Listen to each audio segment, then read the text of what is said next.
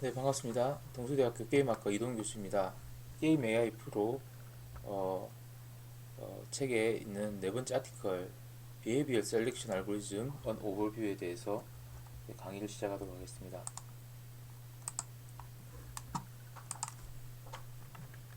게임 AI 프로를 구글에서 검색하시고요.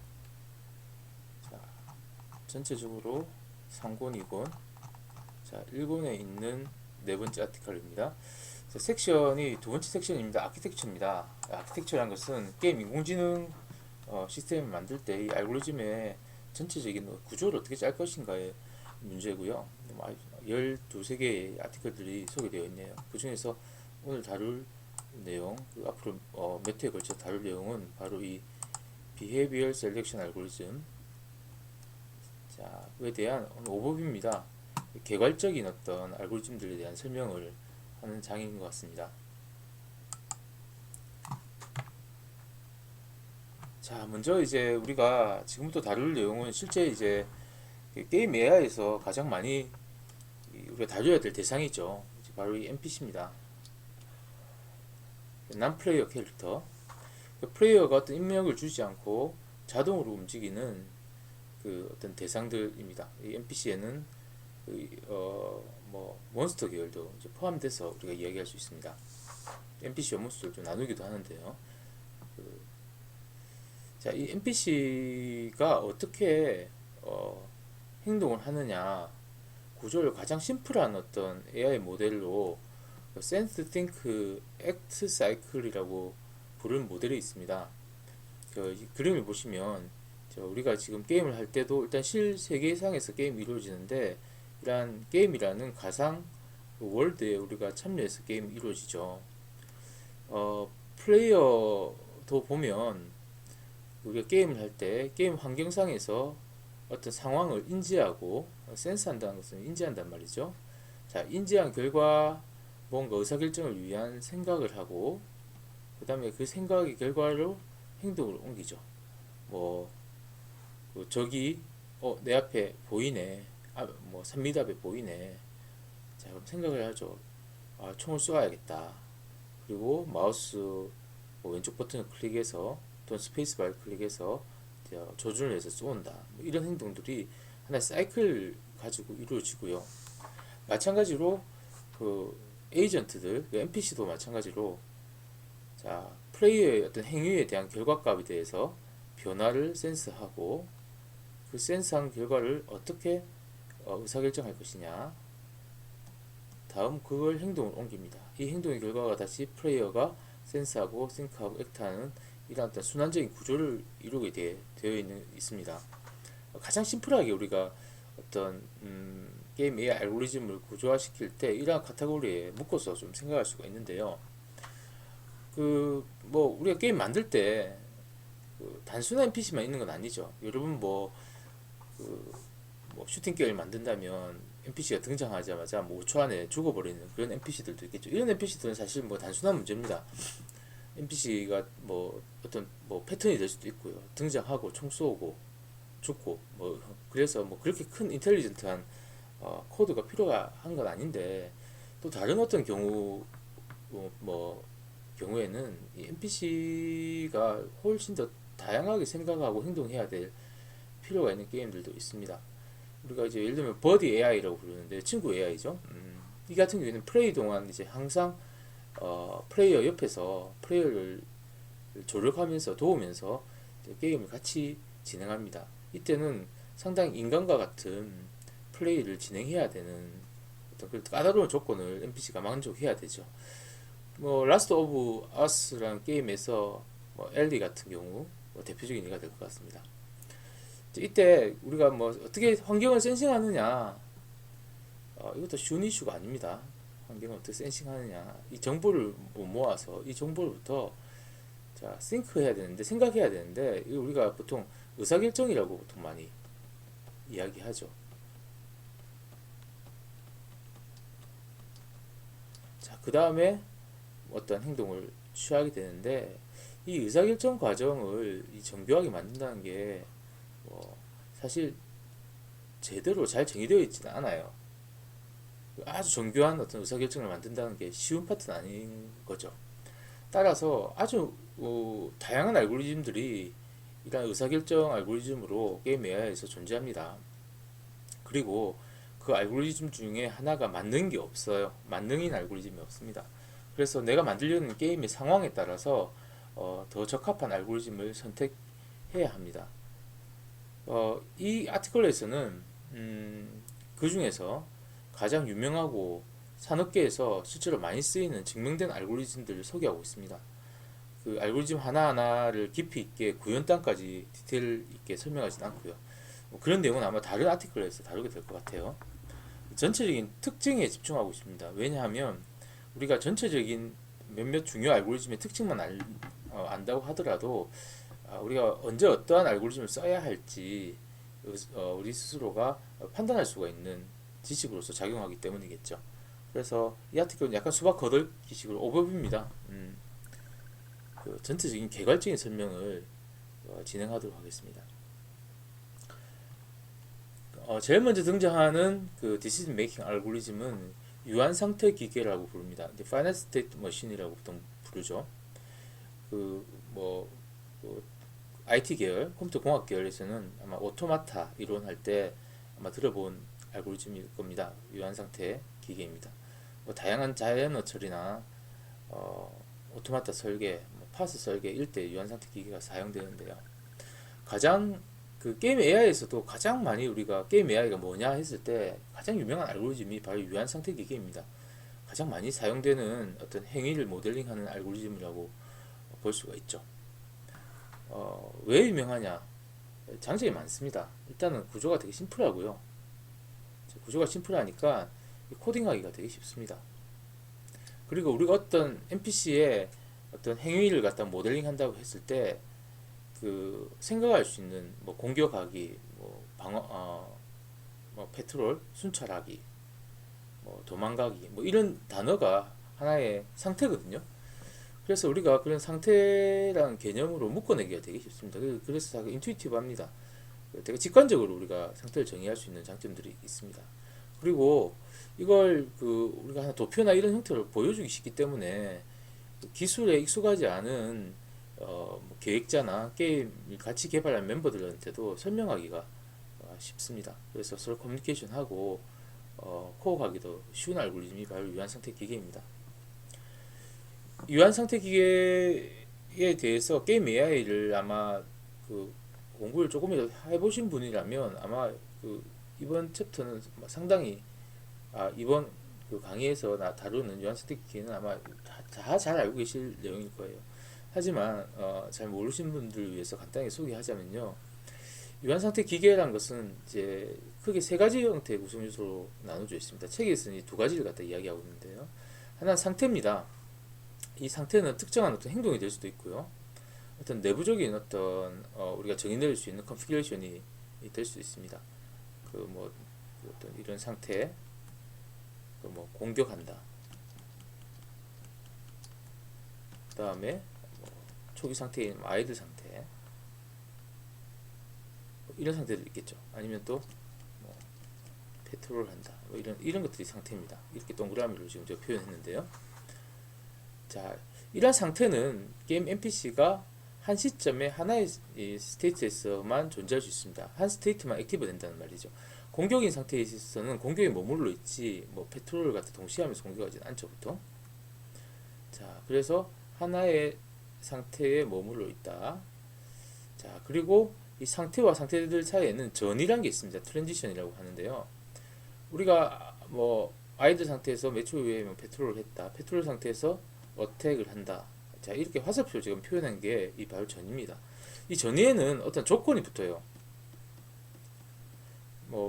내가 페트롤 상태에서 뭐 적을 보았다. 플레이어를 보았다. 자, 그러면 자, 플레이를 보았다라는 게 하나의 조건이 되겠죠. 만약에 플레이를 본다면 공격하겠다. 자, 이렇게 그 조건에 따른 상태의 전이 스테이트와 상태의 전이가 있고요. 마지막으로는 액션이 있습니다. 이 책에서는 다루지 않았는데 이 상태에 딱 진입하게 되면 어택이라는 구체적인 액션을 취하게 되겠죠. 자, 그래서 이 액션도 보통 포함해서 유한 상태 기계를 갖다가 보통 정의를 합니다. 지금 방금 했던 뭐 예가 하나 있네요. 비슷한 예인데요. 어떤 뭐 잠시 볼까요? 기본 상태, 이 동그라미가 기본 상태거든요. Initial State. 자, 순찰하고 있는 순찰병인 것 같습니다. 자, 페트롤 상태가 있고 공격 상태가 있고요. 그 다음에 investigate, 뭔가를 조사하고 조사하는 거죠. 뭔가 주의를 환기시키는 그런 상태입니다. 도망가는 상태가 있습니다. 자, 제가 우리 이 NPC가 순찰하다가 뭘 합니까? 적을 봤어요. 자, 만약에 적을 본다면 조건이죠. 이 조건에 따라서 공격이라는 형태로 바뀔 거고요. 자, 공격하다가 적이 죽었어요. 자, 죽으면 다시 원상태인 페트롤로 옮겨가겠죠. 만약에 페트롤을 하다가 직접 적을 보지 못했는데 이상한 소리가 들려. 그러면 뭔가 갖다가 조사하기 위한 상태로 전이될 거고요. 조사하다가 근데 별게 없습니다. 서치가 실패했습니다. 그럼 다시 페트롤로 돌아가겠죠. 또한 조사하다가 적을 발견했습니다. 그러면 아까와 같은 어택 상태로 갈 겁니다. 같이 뭐 공격을 하다가 플레이어한테 계속 일방적으로 당해서 뭐 헬스가 아주 낮아진 상태다. 자, 이 경우에는 도망간다는 상태로 전이되는 하나의 예시입니다. 어떻습니까? 자, 우리가 여러분들 그리기도 쉽고요. 자, 시각적으로 이해하기도 상당히 간편하죠. 그래서 유한상태 기계는 일단 보통 이런 다이어그램으로 먼저 스케치를 하고 이 스케치된 내용을 실제 코드로 옮기는 절차를 보통 밟습니다. 유한상태 기계의 구현 정말 다양한 방법이 가능합니다. 가장 간단하기는 우리가 뭐 조건을 만족하면 어떤 상태를 전이해라 라는 형태의 구조니까 자, if, else if의 어떤 단순한 조건문의 구조로 만들어낼 수도 있고요. 또는 상태라는 것이 한 상태에서 다른 상태로 전이가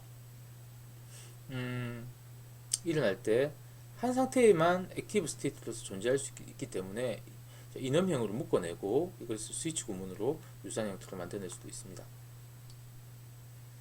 자, 근데 뒤에서 다루겠지만 근데 유한 상태 기계를 갖다 쓰게 되면 이게 사이즈가 커지면 유지보수가 상당히 어려워요. 그래서 일반적으로 여러분들 OP 쪽 언어들, 뭐 C++, C샵이나 이런 언어를 기반으로 할 경우에는 보통 스테이트 디자인 패턴이라는 디자인 패턴 중에 하나를 갖다 보통 사용합니다. 스테이트 디자인 패턴은 바로 이 유한 상태를 구현하는 데 가장 특화되어 있는 디자인 패턴이라고 보시면 됩니다. 그래서 일반적으로는 이런 스테이트 디자인 패턴을 통해서 유한 상태를 구현하는 것을 가장 추천드리고요. 많은 뭐 인터넷 자료들도 이러한 스테이트 디자인 패턴을 사용해서 구현한 예제를 보실 수 있을 것 같습니다. 이 부분은 뭐 한 번이라도 유한 상태 기계를 이런 식으로 구현해 보셨다거나 공부하셨다면 특별한 뭐 드릴 수 있는 지식은 없습니다. 이 책에서는 나름의 방법으로 이제 유한 상태 기계는 이런 식으로 생길 수 있다라는 하나의 인스턴스를 들고 있습니다. 모든 구조가 이런 구조를 따르는 건 아니에요. 하지만 잠시 살펴본다면 먼저 유한 상태 기계 하나의 스테이트를 갖다가 구성하기 위한 베이스 클래스를 만듭니다. 추상 클래스 형태로 이제 만드는데요. 자, 이 추상 클래스 만들어진 것들을 가지고 나중에 실제 뭐 어택이나 이걸 상속받아서 뭐 페트롤이나 자 이런 스테이트 클래스들을 개별적으로 구현해 줍니다. 세 개의 메소드가 가상 함수로 정의가 되어 있네요. 엔터, 업데이트, 엑시트. 자, 그리고 하나가 뭐가 있냐면 이 하나의 상태에서 이 상태를 정의할 때 다른 상태로 전이가 일어날 수 있는, 그렇죠. 전이가 한 개가 될 수도 있고 여러 개가 될 수 있잖아요. 그렇죠? 자, FSM 트랜지션이라는 클래스의 인스턴스인 트랜지션즈를 리스트 형태로 들고 있네요. 왜냐하면 전이는 한 개 이상이 될 수 있으니까요. 자, 그러니까 이게 바로 트랜지션이 되겠죠. 자, 이런 트랜지션이 리스트 형태로 가지고 있습니다. 이 세 개의 on enter, on update, on exit는 뭐냐? 이게 실제 어떤 상태에 진입했을 때 수행하는 로직에 해당되는 코드들입니다. 중심은 on update고요. 자, on enter는 상태에 처음 진입할 때 한 번 실행되는 함수고요. onExit는 이 상태에서 다른 상태로 전이할 때 마지막으로 한 번 실행되는 함수입니다. 보통 우리가 어떤 행동을 할 때 예비 동작들이 있죠. 공격을 한다 하더라도 우리가 칼을 갖다 뽑아낸다. 자, 그리고 공격을 한다. 칼을 칼집에 넣는다. 자, 이런 행동으로 예비 동작과 끈 동작을 나눠서 우리가 말할 수 있는데, 그걸 예비 동작과 끝 동작을 별도로 분리함으로써 코드를 갖다가 훨씬 더 안정적으로 구조화시킬 수 있습니다. 그리고 onUpdate는 에브리팅마다, 그러니까 실제 업데이트가 일어날 때마다 실행될 내용이 되겠습니다. 일단 이게 추상 클래스로서 상태라는 스테이트를 갖다가 정의한 부분이 되겠고요. 다음에 아까 나왔던 파이널 스테이트 FSM 트랜지션, 자, 이걸 리스트로 가지고 있었는데 바로 이 화살표로 표현되어 있는 트랜지션의 내용입니다.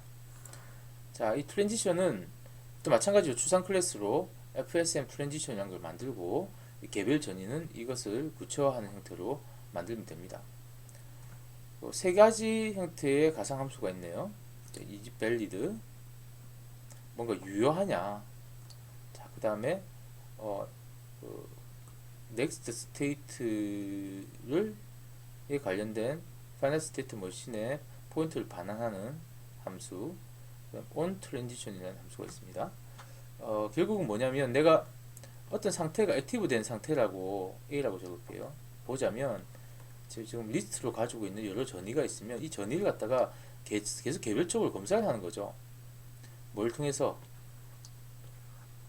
자, 검사를 한다고요. 조건을 검사한다고요. 각각 리스트에 담긴 것을 순차적으로. 그래서 만약에 조건을 만족하면 전이가 일어나야 되잖아요. 그렇죠? 자, 그 만족한다는 것을 갖다가 바로 isValid가 처리해 줍니다. 만족한다면 true를 반환하게 되면 그 다음으로 넘어가지 말고 바로 전이라는 행동이 일어나게 되겠죠. 그러면 이제 만약에 만족을 한다. 그러면 뭘 알아야 됩니까? 전이되어야 될 다른 상태 포인트를 알아야 되는데, 이 정보가 getNext state의 함수를 통해서 그 정보를 갖다 반환하는 형태 구조입니다.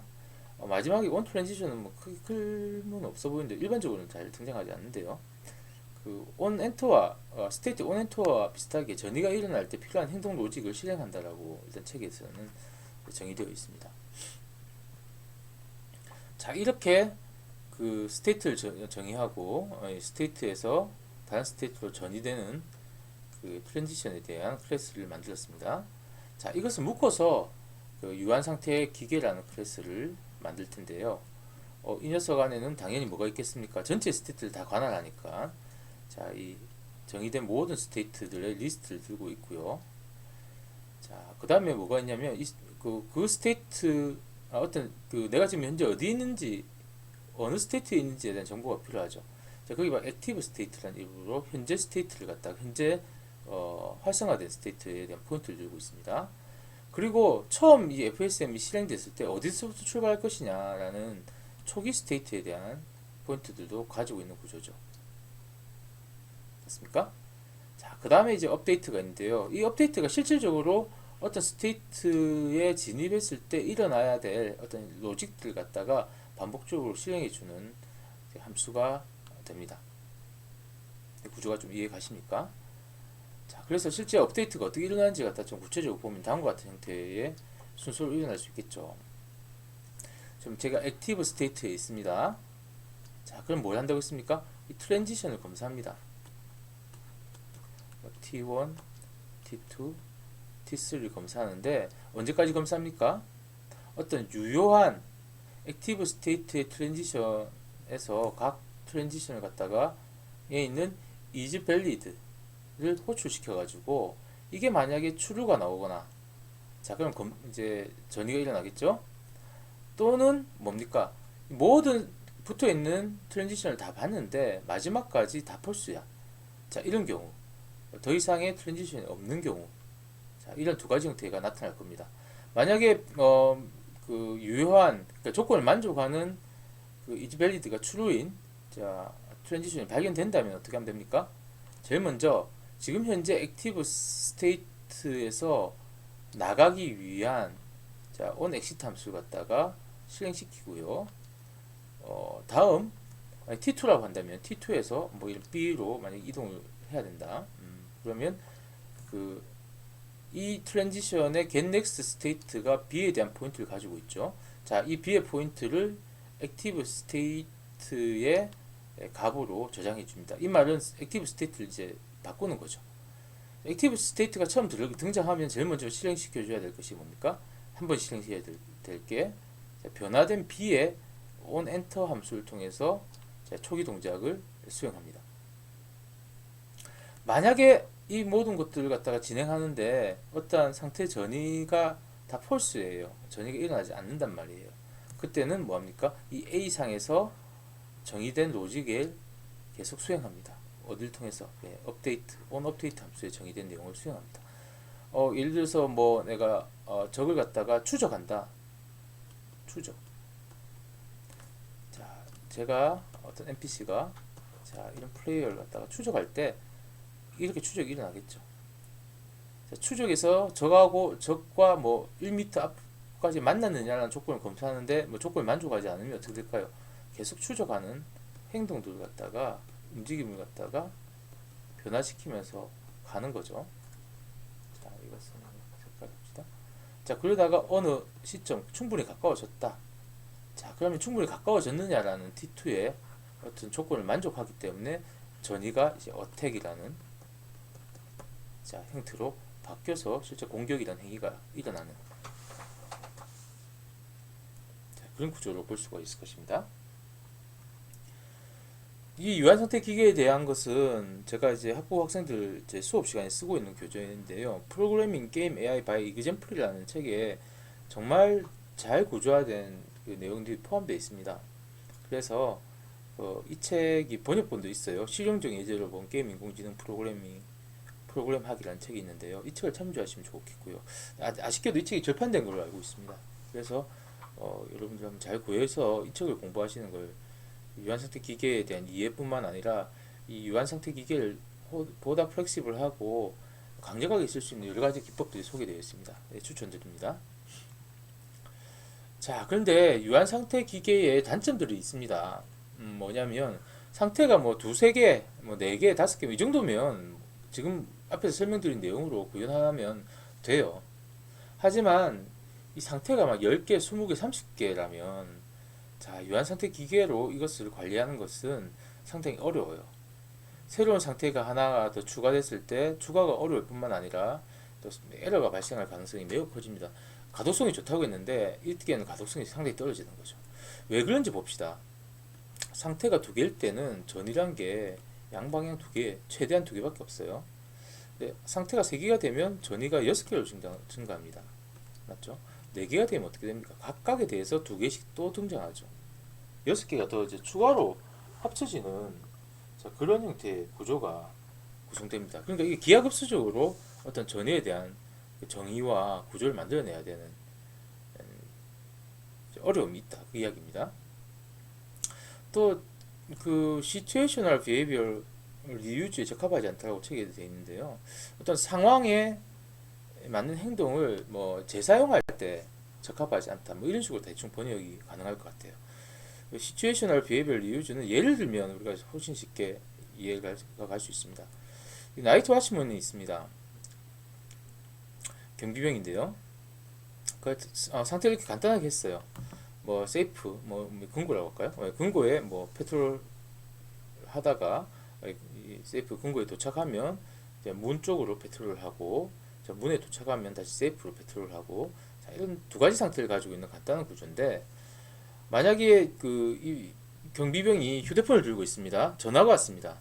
그러면 이 전화가 와서 대화를 한다라는 만약에 상태를 추가해야 된다면 어떻게 될까요? 이 대화를 한다는 것은 페트롤 투 세이프에서도 가능하고 페트롤 투 도어에서도 가능하죠. 아마 상태가 뭐 10개, 20개 있다 하더라도 여러분 일상생활 생각해 보세요. 전화가 오면 어느 상태에서라도 전화를 받게 될 겁니다. 자, 이러한 형태. 이게 이제 situational behavior인데 이때 중요한 포인트는 뭐냐면 그 전화를 받는다는 행동을 갖다가 한 이후에 그 이전 상태로 다시 복귀할 필요가 있습니다. 내가 어떤 상태를 갖다가 그냥 포인트를 반환시켜주면 우리가 이전 상태에 대한 어떤 기억을 코드상에 구조화시켜 놓지 않기 때문에 어디로 돌아가야 될지 알 수가 없어요. 뭐 그냥 초기 상태로 돌아가는 것도 이상하죠, 그렇죠? 이걸 구현하는 뭐 하나의 직관적인 방법은 모든 상태마다 이런 컨버세이션이라는 것을 갖다가 구현해 주는 겁니다.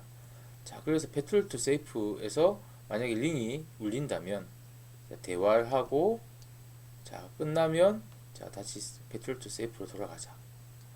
petrol to door에서 만약에 링이 울린다면 자, 대화를 하고, 자 그 다음에 petrol to door로 돌아가자. 어때요? 같은 기능을 갖다가 반복해서 지금 정의해서 만들어야 되는 거죠.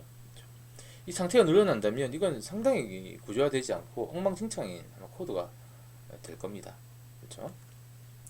자, 이걸 해결하기 위한 하나의 방법이 그 계층적 유한 상태 기기입니다. Hierarchical Finite State Machine이라고 부르는 기법을 쓰면 예, 이런 문제들을 좀 해결해낼 수가 있어요. 물론 그 계층적 유한 상태 기계는 좀 이 예제 하나로 좀 설명할 부분은 아닌데, 자, 책에 나와 있는 흐름 따라 봅시다. 자, 이것은 뭐냐면, 자, 책에 있는 원본을 들고 왔습니다. It individual state, 각각의 개별 스테이트를 자 하나의 스테이트 머신, 그 자체로 하나의 스테이트 머신으로 다룰 수 있는 머신이 될 수 있다는 거죠. 그러니까 아까 우리가 각각 스테이트가 있었는데 그 스테이트의 어떤 전체의 전위를 어떻게 했습니까? 하나의 스테이트 머신이라는 게 들고 있는 이런 구조였어요. 근데 이번에는 뭐냐면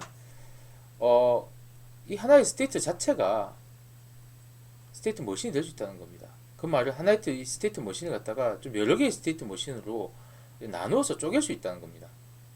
이걸 약간 계층적으로 나눠보자는 개념이죠. 이해가십니까? 사실은 어떤 행위가 있을 때 이 행위 전체를 하나의 추상화된 상태로 좀 묶어주는 개념입니다. 그룹화 시켜서 다른 상태와의 이러한 전이들도 그룹화 시켜서 이 그룹화된 상태와 상태 간의 전이를 연결시킬 수 있는 이런 구조가 사실 그 계층적인 유한 상태 기계입니다. 지금 위에 예를 보자면 아까 그 페트롤하고 있는 두 가지의 상태를 어떻게 하는 거예요? 와치 빌딩이라는 스테이트 머신 안에 포함된 요소로 정의를 하고 컨버세이션을 하나를 둔 겁니다. 맞습니까? 이게 지금 계층적으로 유한 상태 두 개를 하나로 그룹하는 거고, 이 그룹화된 와치 빌딩과 컨버세이션이 이제 커뮤니케이션 하는 구조로 바꿨죠. 자, 그러면 여기 새롭게 등장한 게 지금 H라는 이제 노드가 하나, 그 스테이트가 뭔가 포인트가 하나 더 등장하는데요. 이제 일단 이걸 한번 봅시다. 이제 상태는 두 가지가 있죠. 와치 빌딩, 이제 스테이트 머신입니다. 두 개의 페트롤 상태를 갖다가 묶어낸 겁니다. 그 다음에 하나의 컨버세이션 상태가 있고요. 자, 그 유한 상태 기계, 전통적인 유한 상태 기계는 아까 이니셜 스테이트에서 출발한다고 했었는데, 자, 하이라키칼 유한 상태 기계는 아까 말했던 H라는 히스토리 스테이트에서 출발하도록 만듭니다. 그 처음에 H는 뭘 가지고 있냐면 그 전통적인 파이널 스테이트 머신처럼 이니셜 스테이트를 가지고 있을 거예요. 페트롤 투 세이프부터 시작한다고 한다면 이 내용이 되겠죠. 하지만 어떤 상태가 바뀐다, 상황이 바뀌면 이 액티브 스테이트를 뭐로 두냐면 히스토리 스테이트의 포인트로 변경을 시켜줍니다. 페트롤 투 세이프일 때는 H는 이 녀석을 가리키고 있고요. 만약에 그 세이프에 도착을 해가지고 페트롤 투 도어로 간다면 H의 포인트를 이걸로 바꾸는 거죠. 그 현재에 있는 그 상황 전이가 있기 전에 상황들을 히스토리에다가 담는 형태로 구조화시켜 놨습니다. 자, 어느 상태에 있든 여기 있을 수도 있고 뭐 여기 있을 수도 있죠. 만약에 전화비를 울려요. 그러면 어떻게 하냐면 페트롤 투 도어에 있었다면, 자, 이 상황을 갖다가 그 종료하고 엑시트를 하고요. 와치 빌딩 엑시트 하고요. 자, 컨버세이션으로 전이되는 겁니다. 자, 그리고 컨버세이션 이에 대한 스테이트가 끝나잖아. 그럼 뭐 어디로 전이하냐면 누가 이전 상태를 가지고 있습니까? H가 들고 있죠. 자, 이 H가 들고 있는 H를 참조해서 H로 복귀하는 형태의 구조. 기법입니다. 그 제가 앞에서 설명해 드렸 아까 말씀드렸던 이 책 같은 경우에는 이 기법을 갖다가 글로벌 스테이트라고 하는 상태를 둬서 그 문제를 해결하고 상태로 복귀하는 스테이트 블립이라고 부르거든요. 스테이트 블립을 하기 위해서 그 프리비어스 스테이트라는 것을 별도로 둬가지고 기억할 수 있는 이런 구조로 만들어져 있거든요. 그러니까 그 파이널 스테이트, 그 계층적 유한 상태 기기를 안 쓰고도 사실 이런 문제는 해결할 수 있는데, 뭐 이러한 예 아니더라도 계층적 유황 상태 기계는 상당히 유용하게 사용 가능합니다. 사실 특히 뭐 이렇게 히스토리 갖다가 하나의 그 책의 범위는 벗어났는데요. 하나의 스테이트로 관리하지 않고 뭐 스택의 형태로 관리하는 경우, 뭐 푸시단 오토바타 같은 형태로 관리하는 경우, 뭐 또 다른 기법들도 사실 여러 가지가 있습니다. 뭐 책에 있는 내용만 충실히 합시다. 이런 내용은 아마 뒤에서 또 다른 기법에서 나오지 않을까 싶습니다. 그래서 뭐 축구 경기에서 공격이냐 수비냐라는 큰 상태를 가지고 있고, 자 공격일 때 선수들의 상태와 수비들의 일대 선수들의 상태는 달라지겠죠. 자 이러한 어떤 그 계층들이 나눠져 있을 때도 자 우리가 보통 이런 계층적 유한 상태 기기를 갖다 활용할 수 있어요. 그래서 활용할 수 있는 범위는 상당히 많다. 그 정도까지만 이야기 드리겠습니다.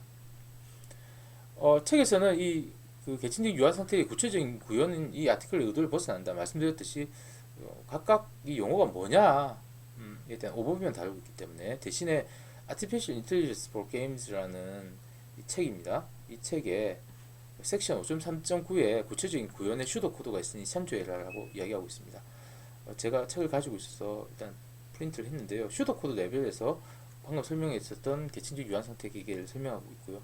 구글링 하시면 아마 HFSM 관련해서 각각 여러분이 쓰시는 엔진이나 언어에 맞는 뭐 내용들이 많이 있을 겁니다. 그런 거 참조하셔도 좋을 것 같습니다. 자, 지금까지 가장 우리가 단순한 형태의 디시전 메이킹을 하기 위한 알고리즘인 유한 상태 기계와 계층적 유한 상태 기계를 살펴보았습니다. 매우 다양한 문제에 적용이 가능한 유용한 알고리즘이고요. 뭐 규모가 그렇게 크지 않다면 그냥 유한 상태 기계 그 스테이트 디자인 패턴 사용해 가지고 적용하시면 웬만한 문제는 다 해결됩니다. 그래서 가장 많이 쓰기도 하죠. 하지만 그 좀 규모가 커지고 게임의 특성에 따라서 단점들도 있습니다. 메이저 프로블럼을 이렇게 정의했어요. 내가 어떤 행동을 정의하려고 하는 행동이 자 지금 만들어 놓은 구조와 아주 엘리강트하게 맞지 않다, 않을 수 있다, 이런 이야기인데요. 이 문제의 근원은 모든 문제를 갖다가 모든 어떤 디시전 메이킹의 구조의 중심을 스테이트라는 것으로 나누고 이 스테이트들 간에 전위로 표현한다라는 이 구조적인 부분이 안 맞는 상황들이 좀 있습니다. 아마 다음 시간에 우리가 비헤비얼 트리, 행동 트리 살펴볼 때 조금 더 자세히 다루게 되겠지만, 이런 경우에는 좀 안 맞는 경우가 있다.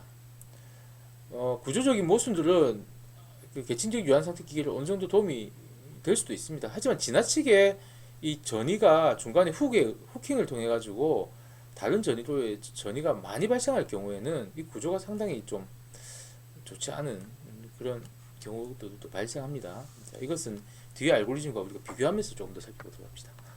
자, 이번 렉처에서는요, 유한 상태 기계, 계층적 유한 상태 기계 살펴보았습니다. 보다 자세한 내용은 여러분들이 코드를 갖다가 인터넷에서 구하셔가지고 한번 분석하시면서 자기 코드로 만드는 과정에서 보다 구체적인 어떤 이해나 지식을 얻을 수 있을 것 같네요. 이 강의의 어떤 아티클은 거기까지 다루지 않기 때문에 좀 한계는 있는 것 같지만 여러분들 이제 전체적인 이해하시는데 도움이 되셨길 바랍니다. 예, 감사합니다. 이상으로 강의를 마치겠습니다.